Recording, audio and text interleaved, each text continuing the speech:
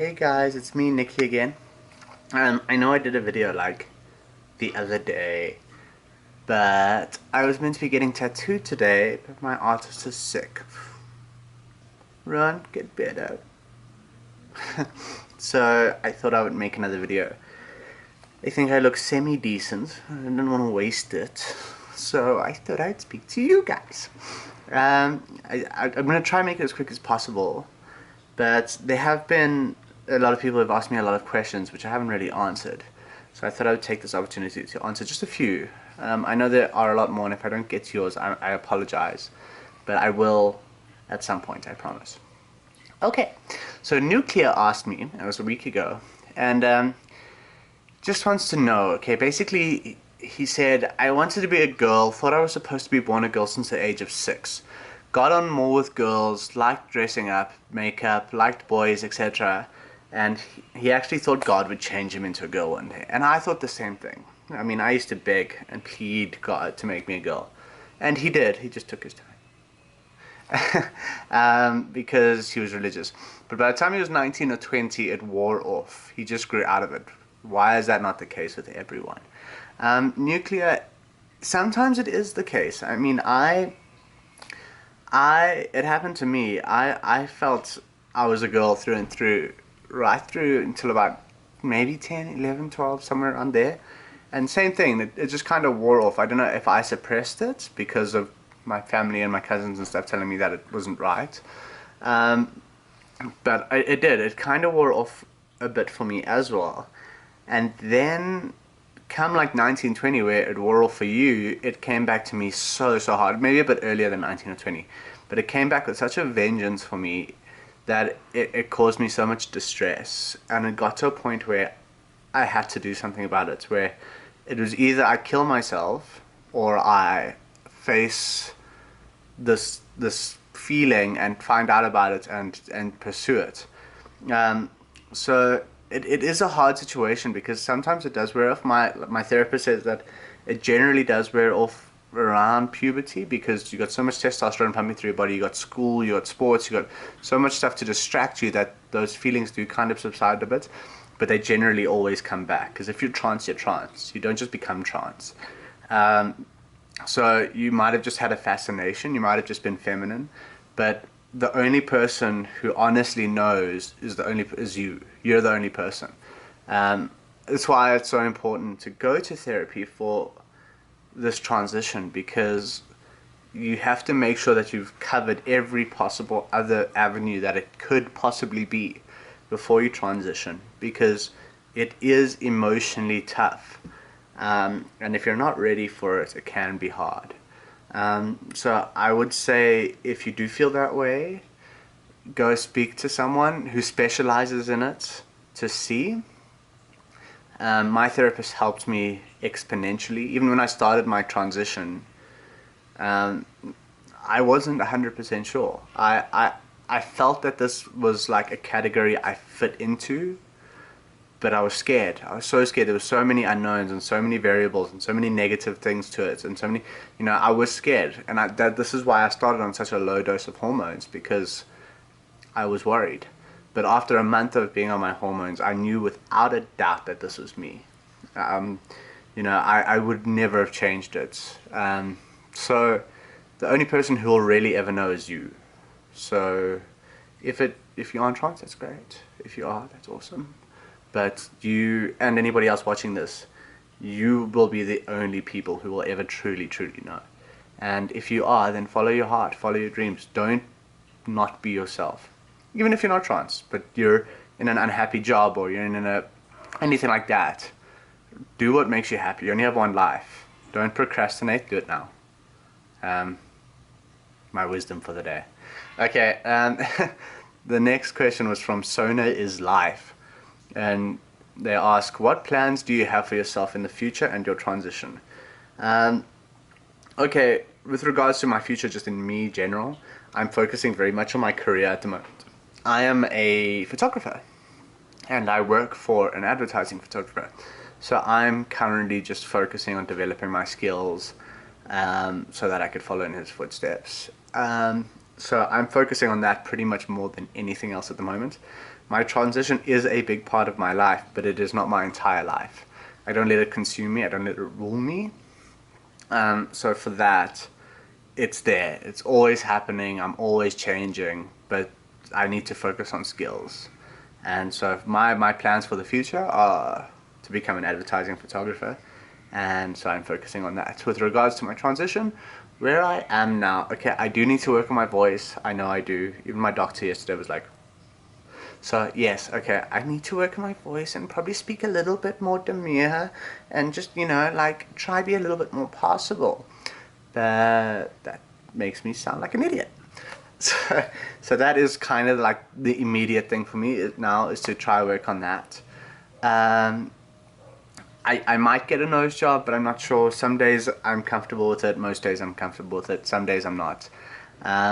So in that regard, I might get that, but at the moment I'm quite happy. I feel like a woman that I was meant to be. I am the woman I was meant to be. And no outside interference with my body is going to change that. So at the moment, with regards to my transition, I am on the right track. My hormones, I'm on my 17th month now, I think. I do need to work on my voice, but my body is getting better. I am trying to train really hard, trying to eat really healthy. So that's kind of it really for now. I know I'm really boring, sorry. And then she asks, like, what role models do I have? And I have so many role models. From Carmen Carrera with her modeling career. She's why I started modeling, or trying to attempt to model. I mean, let's be honest, I'm not going to be a Carmen Carrera, but it is why I started. Laverne Cox, Caitlyn Jenner, all the typical role models. I'm not really that special, so I do have a lot of role models in different areas. Like, I have photography role models. My mom is a role model, and I know it's so cliche, and I want world peace. But she is. I mean, where lots of parents are negative about this and kick kids out and things like that, my parents were super supportive. They did freak out initially, but it was very contrasting to who I was. But, so, like, my mom is a role model. She's massive. She's had to put up with a lot, and fight for a lot. And so, things like that, yeah. But definitely, I mean, Carmen Carrera, Laverne Cox, they're all doing amazing things for the community, and I hope that one day I can do those things. I just want to give hope to people who may have lost it, trans or not. So yeah, that. And then she says, I hope it's not too personal. It's not too personal, trust me. There's very little that's too personal for me, unless we get into like nitty-gritties. Okay, California Cobra asks, I was just wondering if you're physically attracted to males or females. Sorry, that was a terrible voice. I'm physically attracted to both. There are positives and negatives to both. For me, a female body is absolutely beautiful. I mean, there's just nothing imperfect about a female body. And the way females are, and they're just the sensual and the soft and the beautiful and this, sorry. So yeah, whereas with males, okay, I've only ever like dated a guy a couple times, and it was after my transition. As pre-transition, I never even toyed with the idea of dating guys because of society. I was so scared of what society would say that I just never allowed myself to venture that side. But after after I started my transition, I realized that society would mock and judge me anyway because of who I was. So it immediately took away that fear for dating a guy, because if I'm going to get mocked, what's just one more topic to mock on? So I did. I went on a couple dates with a guy, and he was really nice, and he was very attractive, and he was, super sweet. And it is different. It was so different to dating a girl, and there are differences. Being with him, I felt super secure, I felt super safe. He was an absolute gentleman. There are just different things, from being with a person to kissing them to touching them. It's just very different. So I must be honest, I like both. I am with an amazing girl right now, and I wouldn't change that for anything in the world. But men do have their advantages, and girls have their advantages, and then my girlfriend's just perfect. So yeah, so I am attracted to both. I would consider myself pansexual. I'm not attracted to genitalia, I'm attracted to the person, if that makes any sense. Okay, what else did she say? You know, you're a strong, beautiful person. I admire you even as a straight woman. You go, girl, much love. Woo! Okay, and then Stephanie Hamilton asks, so I have a girlfriend? Yes, just answered. And have you guys been together since before my transition? The answer to that is no. Before I started my transition, I dated another girl. And we dated for a long time. She always knew I was trans. I did mention it to her, but I think for a lot of people who I mentioned to before I started my hormones and things like that, I think it was more of a feeling and like nothing would really come of it kind of thing. And when I eventually did start my hormones, 3 years into our relationship, she did support me. She did try support me, but she came from a very conservative family, and her family didn't agree with me, you know, with my transition. And she did try even like rebel against them and still date me, until it just got too much for her. Unfortunately, there was too much pressure from her family. She had too much pressure at school. You know, so it just became too much. So unfortunately, we did break up. And you know, she was a great girl, and she did support me and things like that. And wherever she is now, I hope she's okay. But so no, I was then single for quite a while. And I was traveling up and down Africa doing construction. I know me, hands, construction, bricks. And so I had a lot of time to myself, to think to myself, to find what I liked, to find love for myself instead of love in someone else. And then I met my current girlfriend on a photo shoot that I was partaking in. I was a model and she was a makeup artist. And that's how we met. So yeah, so she's a makeup artist. So it's like the match made in heaven, the trans girl and the makeup artist. We could start a series. So yeah, so that's how we met. So she knew coming into the relationship very much what she was getting herself into. And then she also asks, you know, she's just curious, and I need to answer if I don't want to, but do we have a regular male-female relationship? No, because there's no male in this relationship. I am so far from male, it's not even funny. And she's uber girly as well. She's a makeup artist, what do you expect? So we have a very female-female relationship. It's a very lesbian relationship. So there's no gender roles in our house. You know, we do everything, we share everything. You know, we're both very girly girls. I know I don't seem like it all the time, but I do have my moments of extreme girliness. But I do kind of get rough every now and then too. Yeah, so that's what they asked. And then, has my gender changed my sexual preference? No, it hasn't. It has merely opened up my eyes to the possibilities of finding love from everyone. You know, whereas before I was so scared of what society thought of me that I wouldn't find love in a male. Now I don't care. You know, if that possibility for love comes from a male or comes from a female, it doesn't matter to me. Love is love, irrespective of what shape it comes in. So no, that it hasn't changed my sexual preferences. It's just opened my eyes to the possibilities of love, and I think that's quite a big thing. Yay! Okay, and then one quick question. Someone asked, I can't remember who it was or where it was, but someone asked, she said I'm very cool and very chilled and very relaxed and things like that, and is this a result to my transition? And the answer to that has to be yes.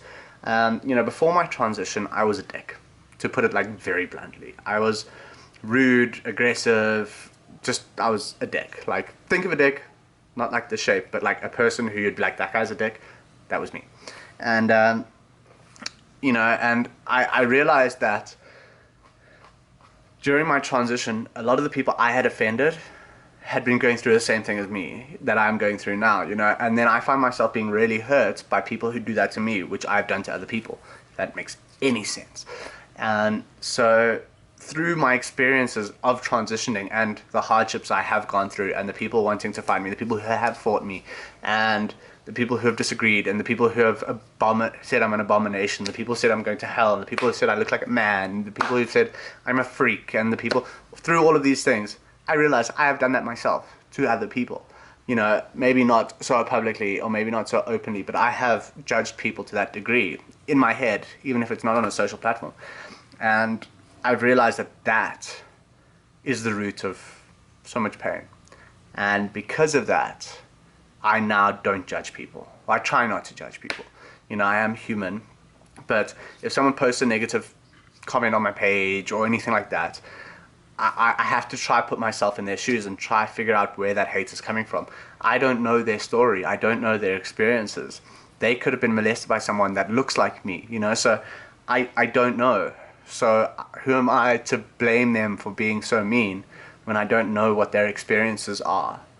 You know, everyone is going through something, and maybe that's just their way of dealing with it. Yes, there are some people who are just plain ignorant, but I still can't judge that because I don't know. Unless I sit down and have a chat with the person and find out what their history is and what their experiences are and what they do and blah blah blah, I can't actually rightfully judge them, and I can't rightfully be upset with them for being mean to me. So my transition has definitely helped me be more empathetic towards other people and to other people's battles and struggles. So to answer that question, yes, my transition has definitely made me a better person. I must be honest. I was not a good person. I used to fight a lot, and I used to be mean, and I used to be... I can think of so many stories that would probably make you all unfollow me because I was that bad. So, you know, my transition has definitely humbled me, and I'm grateful for that. Anyway, on that just... Oh, Landon McNee, please keep being you. I can't wait to watch your videos. You know, so shout out to you. You're so brave, and well done for being you. Okay, that's it on that somber, sweet, cool, happy shout out note. I am going to leave you guys. This has been like a forever movie. Okay, bye.